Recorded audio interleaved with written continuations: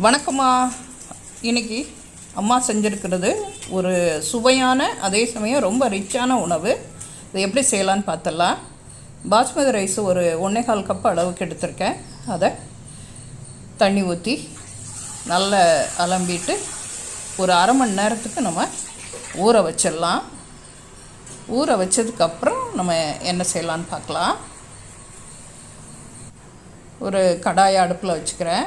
தண்ணி ஊற்றிருக்கிறேன். அதில் நம்ம ஊற வச்சுருக்கிற பாஸ்மதி அரிசியை போட்டு கொதிக்க விட்டுறலாம். கொஞ்சம் வேகட்டும். அதில் நம்ம சில பொருட்களை சேர்க்கணும். ஒரு 3 கிராம்பு, பட்டை 1 இன்ச்சு அளவுக்கு 2, ஏலக்காய் ஒரு 2, உப்பும் போட்டுக்கலாம். ஸ்டார் பூ ஒரு பாதி அளவுக்கு அதை போட்டுடலாம். இப்போ அதை வெந்துகிட்ருக்கு. அது வெந்துட்டா அப்படின்னு பார்க்குறேன். கொஞ்சம் நல்லா வெந்ததுன்னா நல்லாயிருக்கும். இந்த வெந்துடுச்சு, அதனால் நான் வடித்து எடுத்துக்கிறேன். இப்போ சாதத்தை நம்ம வடித்து எடுத்தாச்சு. சாதம் ரெடி. அடுத்தது நம்ம என்ன பண்ண போகிறோம் அப்படின்னா, இன்னொரு கடாயை அடுப்பில் வச்சுக்கிறேன். கொஞ்சம் நெய் ஊற்றிக்கிறேன். ஒரு 2 ஸ்பூன் அளவுக்கு நெய் ஊற்றிக்கிறேன். ஒரு 2 ஸ்பூன் அளவுக்கு எண்ணெய் ஊற்றிக்கிறேன்.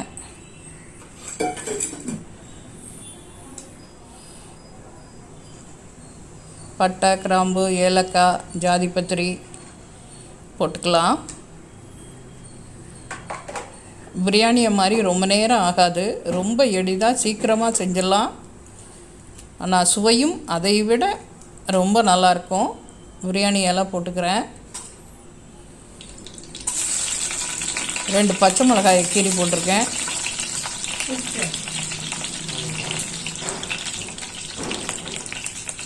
அடுத்தது நம்ம வெங்காயம் ஒரு 2 வெங்காயம், பெரிய வெங்காயம்னா, சின்ன வெங்காயம்னா ஒரு 3 வெங்காயத்தை வெட்டி வச்சுருக்கேன். அதையும் போட்டுக்கிறேன். ரொம்ப சின்னதாகவும் வெட்டலை, ரொம்ப பெருசாகவும் வெட்டலை. ஓரளவு இடைப்பட்ட வெங்காயம் வதக்கிறதுக்கு தேவையான உப்பும் போட்டுக்கலாம். மாதிரி வெட்டி வச்சுருக்கிறேன். அதை போட்டு வதக்கியாச்சு. நல்ல செவந்து வரும்போது ஒரு அரை கைப்பிடி அளவுக்கு புதினா, ஒரு அரை கைப்பிடி அளவுக்கு கொத்தமல்லி அதை போட்டு நல்லா வதக்கிடணும். முதல்ல நம்ம போட்டுட்டோன்னா நல்ல மணம் இருக்கும்.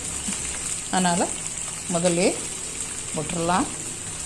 ஒரு சின்ன துண்டு, ஒரு 2 இன்ச்சு அளவுக்கான இஞ்சியும், ஒரு பூண்டையும் அப்படி 1 2 தட்டி வச்சுருக்கேன். அதையும் போட்டு வதக்கிடலாம்.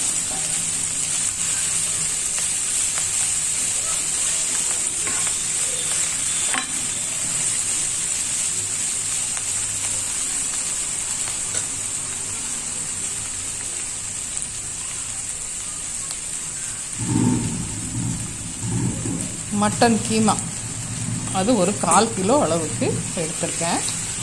அதை போட்டு நல்லா வதக்கிடலாம். இப்போ மட்டன் பிரியாணின்னா மட்டனை வேக வைக்கணும். அது வேகுதா இல்லையான்னு பார்க்கணும். நல்லா வெந்திருக்கணும். நல்லா வெந்திருந்தால் மட்டும்தான் நமக்கு பிரியாணி நல்லா இருக்கும். அது கொஞ்சம் வேகலைன்னா பிரியாணியே நமக்கு கெட்டு போயிடும். ஆனால் இது அப்படியெல்லாம் கிடையாது. நல்லா வெந்துடும். கீமா எளிதாக யாருனாலும் சாப்பிட முடியும். வயசானவங்க கூட சாப்பிட முடியும். இப்போ 2 தக்காளியை நான் வெட்டி போட்டிருக்கேன். பெரிய தக்காளியாக இருந்தால் ஒரே ஒரு தக்காளி போதும். நான் குட்டி தக்காளின்னா 2 தக்காளி போடணும். இது நல்ல தண்ணி விட்டு, மட்டனில் இருக்க தண்ணிலாம் விட்டு வெந்துக்கிட்டு இருக்கு. இப்போ ஒரு 3/4 ஸ்பூன் அளவுக்கு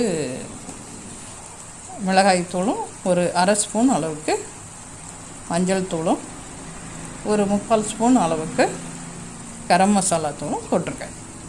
இந்த 3ஐயும் போட்டு நம்ம வதக்கிடலாம். 2 பச்சை மிளகாயும் போட்டிருக்கோம் காரத்துக்கு. ஆனால் 1/4 கிலோ அந்த கீமா நல்லா நிறையவே இருக்குது. அதுக்கு நான் ஒரு 3/4 ஸ்பூன் அளவுக்கு மிளகாய்த்தூள் போட்டிருக்கேன். நல்லா வதக்கிடலாம். இப்போ நமக்கு தேவையான அளவு உப்பையும் போட்டுக்கலாம். இப்போது நல்ல தண்ணி சுண்டி வருது. இந்நேரம் ஒரே ஒரு முட்டையை மட்டும் உடச்சி ஊற்றிக்கிறேன். அதை இதோட நல்லா கலந்து விட்டுறலாம். இது வரைக்கும் நம்ம சேனலை சப்ஸ்கிரைப் பண்ணலன்னா பண்ணி வச்சுக்கோங்கம்மா.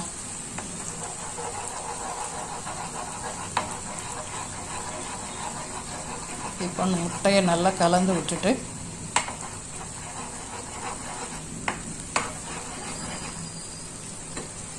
இதோட ஒரு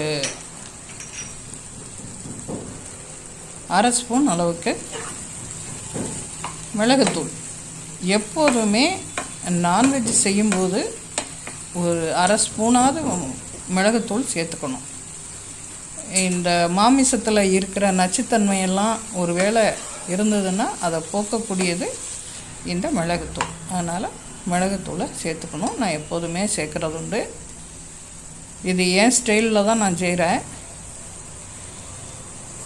எனக்கு எப்படிலாம் பிடிச்சிருக்கோ அப்படி தான் நான் சில உணவுகளை செய்வேன். அப்பப்போ மாற்றிக்குவேன்.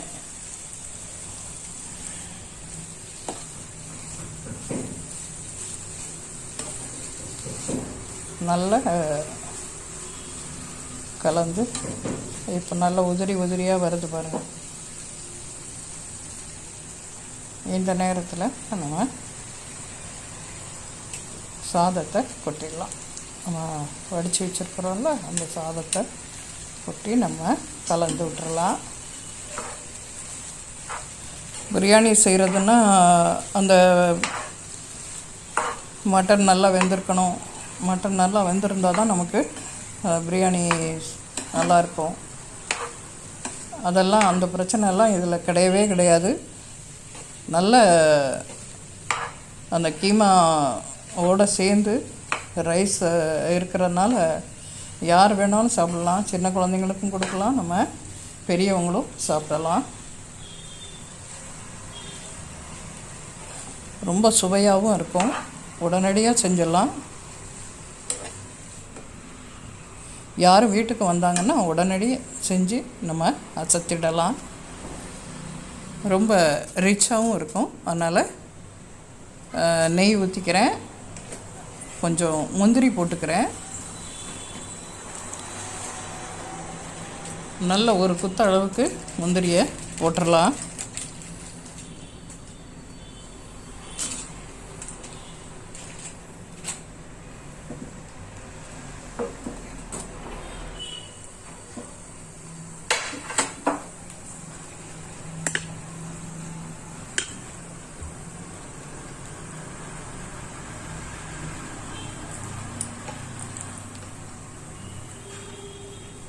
அப்படியே போட்டு விட்டுறலாம்.